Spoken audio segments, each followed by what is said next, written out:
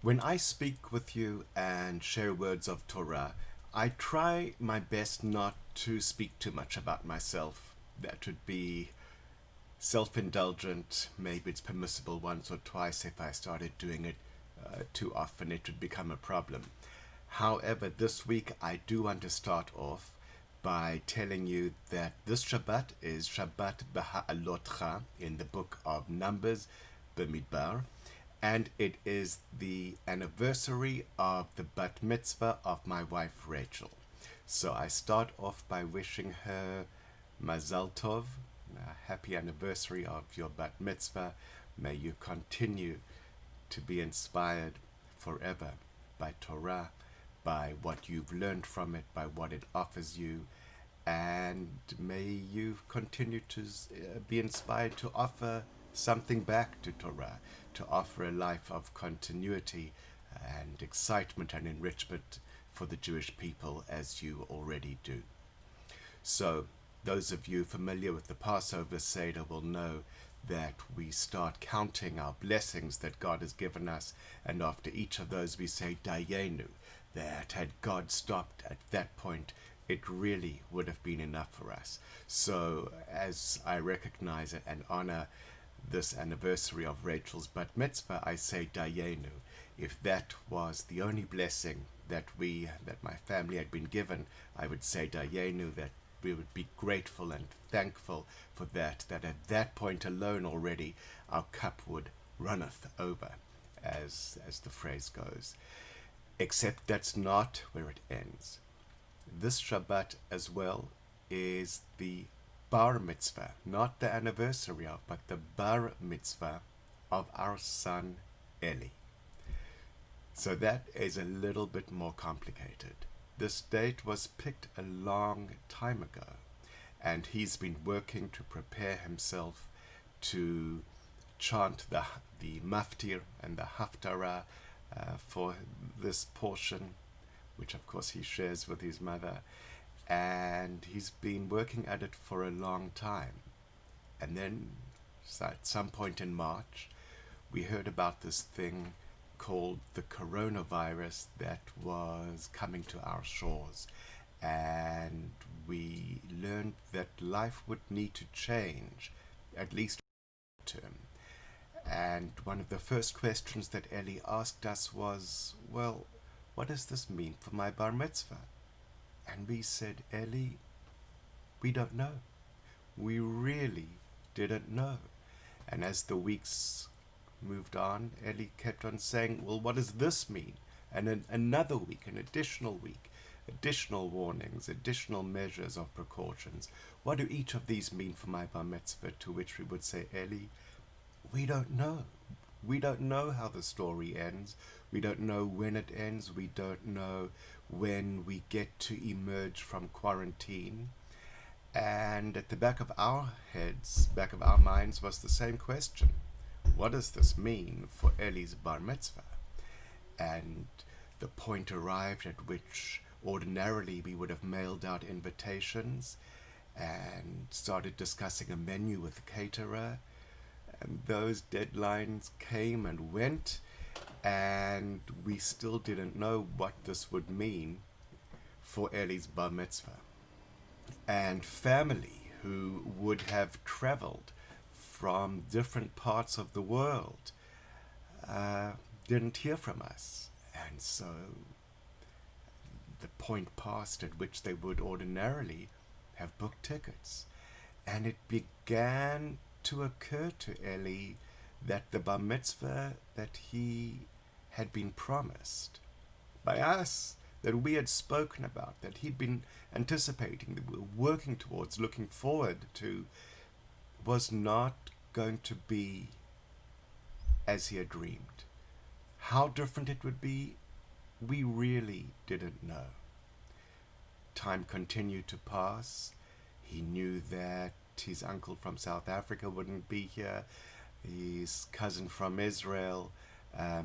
It then became apparent that his aunt, even from a 3-hour drive away in Toronto, Canada, wouldn't be here. He began to become extremely worried.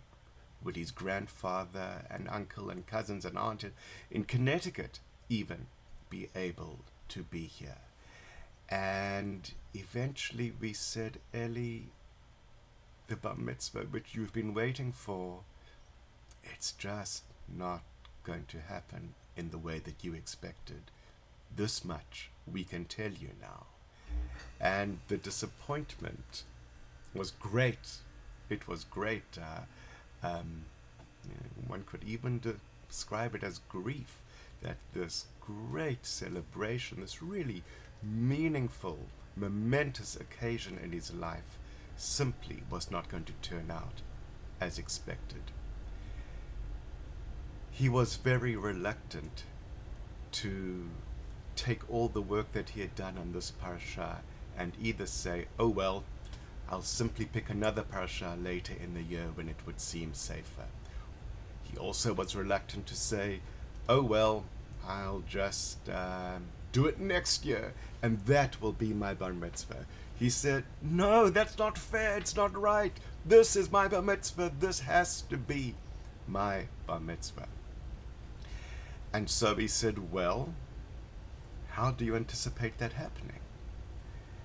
And what he decided he needs to do is to try to share this day with his family as best as he could by, on the day of his bar mitzvah, of Parshat Behaalotecha, sharing with them the work that he has done to reach this point of bar mitzvah. As we know, becoming bar or bat mitzvah, firstly, it means becoming a Jewish adult, which means accepting moral responsibility for observing God's Torah. It means accepting that for oneself. It's not the ceremony that makes one bar or bat mitzvah. It's not the reading from Torah that makes one bar or bat mitzvah. It's simply reaching the age of 13 for a male, historically, age of 12 for a female.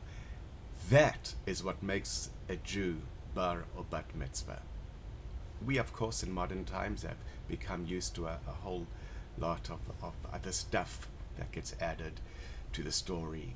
And so he decided that he needs to share this day with his family. If he couldn't be in shul, if he couldn't join his community and have friends from camp traveling from different parts of the country and family traveling from various parts of the world and North America, this is what he wanted to do. And then last night, when Rachel and I were speaking with them, he became quite emotional as he said, I can't believe that I've done all this work, and in not that long from now, it's all going to be over. And we said to him, you know what, Eli, you have the unique opportunity, because of this coronavirus, of it not being all over. We promised him a party that he can't have right now, a celebration of this achievement of his.